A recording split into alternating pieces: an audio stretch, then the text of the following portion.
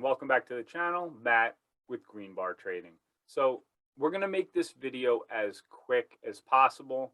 There is a lot to get through, but I did just get home, literally just got home from a 12-hour car drive.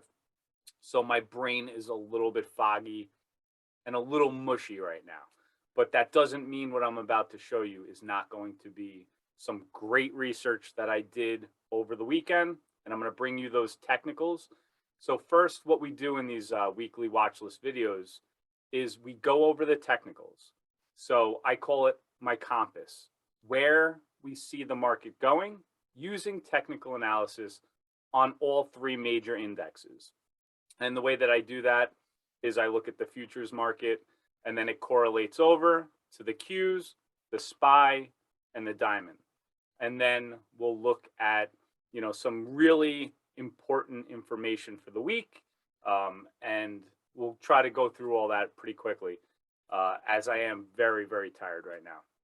So hit the thumbs up for making this video and, getting that preparation for the week ahead. Obviously, there was no trading today, although the futures market was open Sunday and today. So if you do trade futures, like I do, you could have been trading the futures. So anyway, let's get right into it. So we're going to start with the overall market. Let's take a look and let's see where a great or a greater probability of the market can go. Now, that's why we use technicals. That's why we draw out these trend lines.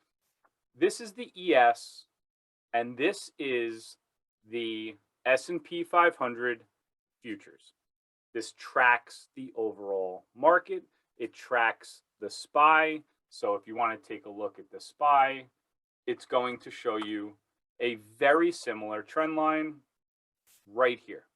And what I was telling the guys and ladies in our Discord over the weekend, by the way, if you do want a closer relationship, with me on a closer basis, we have a private Discord. The link will be in the description, and you basically have access to the traders in there and me. I wouldn't say 24/7, but for a majority of the week, we're in there at all hours. So I already alerted them all to these trend lines, certain things that I'm watching, certain things that I notice if we break down, possible areas of a bounce. And on the SPY, 450, if 460 breaks here, which was at our ascending trend line, our ascending support, if that breaks, that would be the obvious level that the market could potentially come down to. We're trading under the 50. So this cream colored line is at 16, let's just call it 167 right now. We're trading below that. When you're trading below the 50 on the SPY, which does not happen often, I mean, we can take a look. The entire year of 2021, it only came down below the 50. This time here, that stayed down for a while. And that just so happens, that's the beginning of our trend line. So we're going to keep an eye on this. I don't like that the SPY is still under the 50.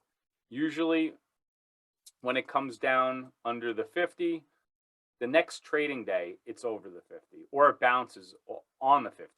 When it starts to do this type of thing, the market can get pretty choppy. As you can see right here, this is, almost a month of trading, just about below the 50. And you can see how choppy that is.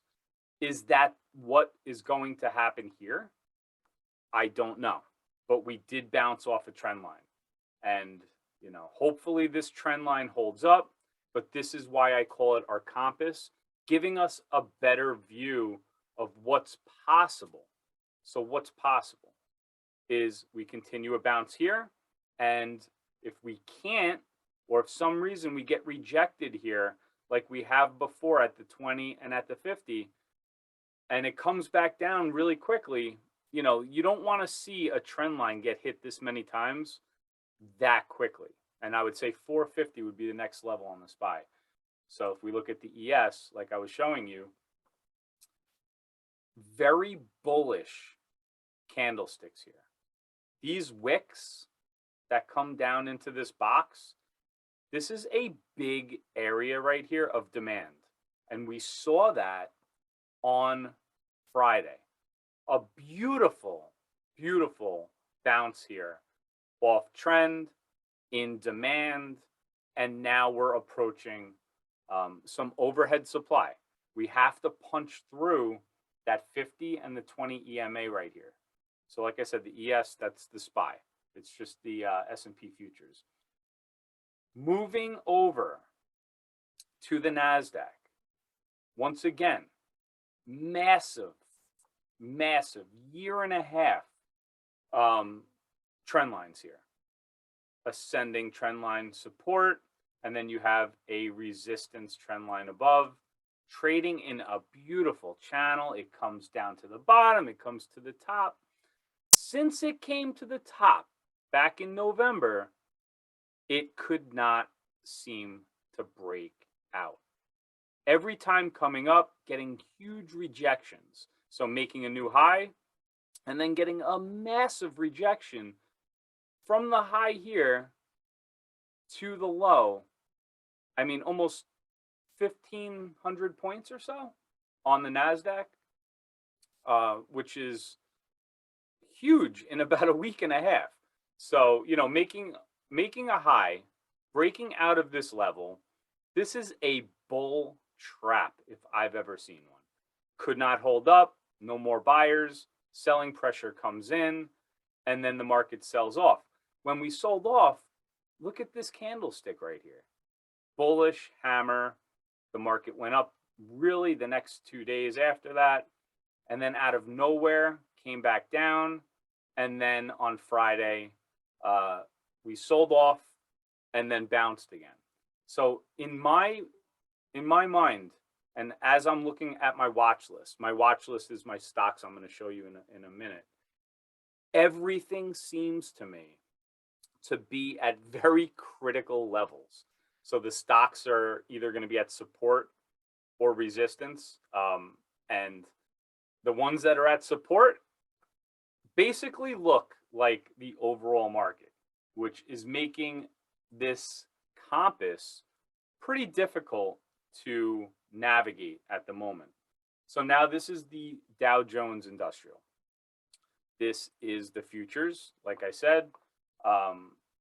Actually, before that, let me just show you the Qs. I showed you the NQ, but this is the ETF. Same thing. Very clear support, resistance the whole way up. But as we're breaking out here, bouncing off of this ascending support, we're running into an area here that is now going to be acting as resistance. That goes all the way up to just about 390, where we rejected pretty hard. So like I said, a lot of the stocks that are on my watch list are going to be really important trading weeks. This week, not really until the end of the week. There's a couple of tech stocks, and then in 2 weeks from now, there is all the big tech stocks that are going to be reporting. So anyway, this is the Dow Jones Industrial futures trend. Once again, we're in an ascending trend line. We're making higher highs, higher lows, higher highs, higher lows, and we're bouncing. We are over the 50 moving average on that. And if we want to take a look at the ETF, it's DIA, the diamonds. Once again, double bottom right here, support. You have a trend line here, bounced here, bounced here, bounced here. To me, this is looking like it's setting up one of those to break out. That's the DIA. the Dow Jones ETF. Keep that on watch. You should have all these on watch.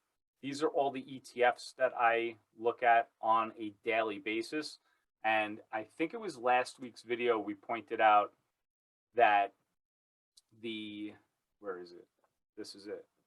The energy ETF was looking like it was going to break out. Since we made that call in the technicals, it has gone up a tremendous amount. So that's why I like to look at the ETFs. Now, if you know that this is the ETF that's gotten a lot of attention, the energy sector has been hot, then you know the stocks that are in the energy market, like Mobil, Chevron, all these other stocks. And that's what you should do with all these ETFs. Have a list of the top 3 stocks that make up that sector so that when you're looking in the morning, you see what's hot, you know what to trade. It makes things a lot easier. So that's the ETFs. We looked at the overall market. A couple of other things I want to share with you guys here is the earnings for the week.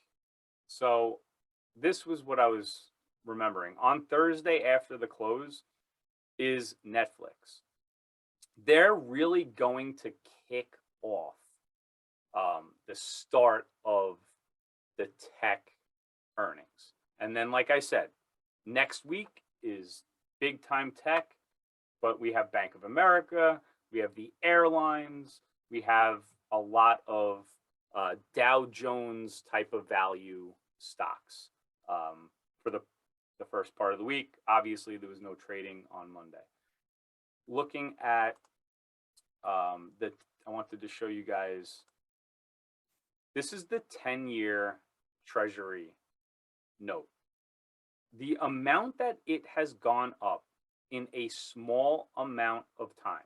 I mean, just look at the start of this year, trading down at 150 to be up at almost 1.80 right now.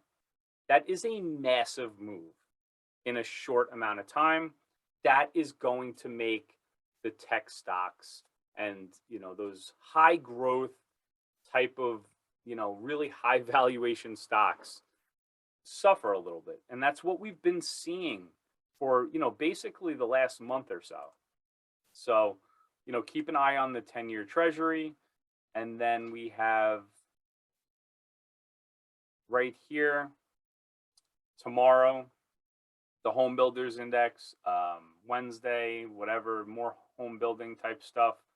And on Thursday, initial jobless claims, a couple of other home type of economic data. And then on Friday, and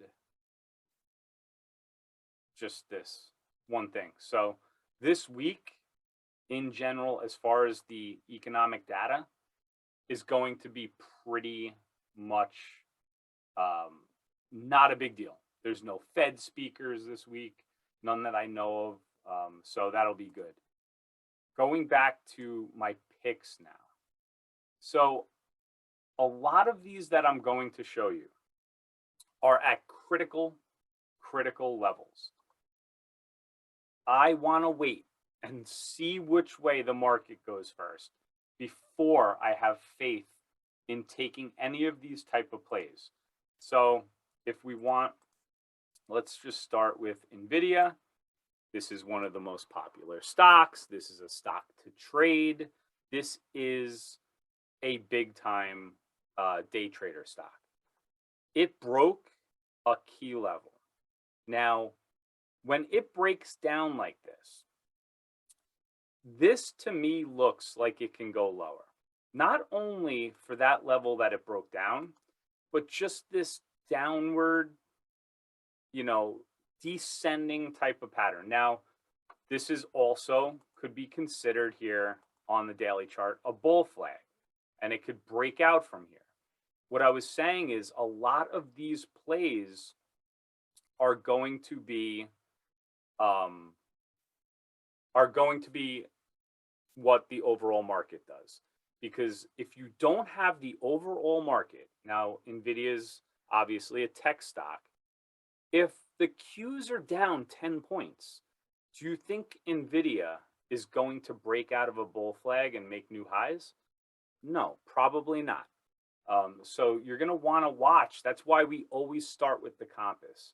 We want to make sure the overall market is at our back. Another one here. I mean, you want to talk about a stock that was just everybody wanted a piece of this stock, trading up at the 300s and has since sold off and has formed a base. That base was at 180. If you look here closely, you can see we had a bit of divergence on Friday. This one actually closed in the red, and it actually closed below its support.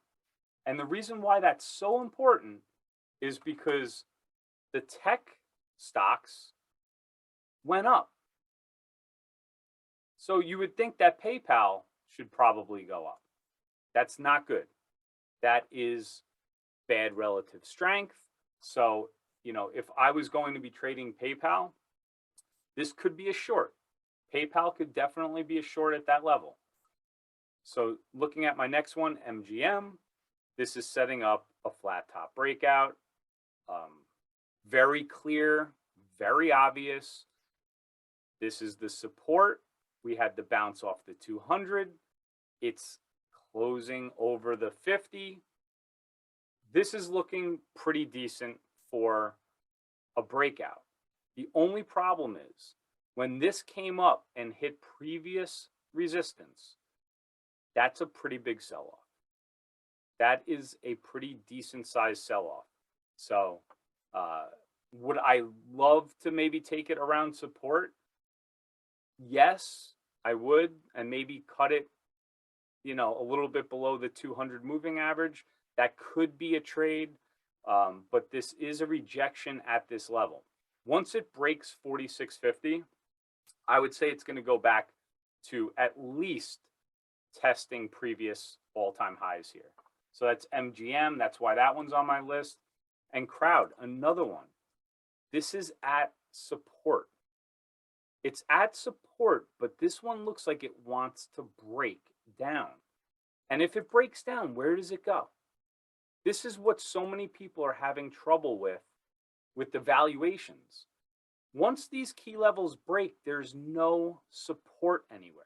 Nobody knows how to value these extremely high valuation stocks. It's a great company, but what is it worth? We just don't know.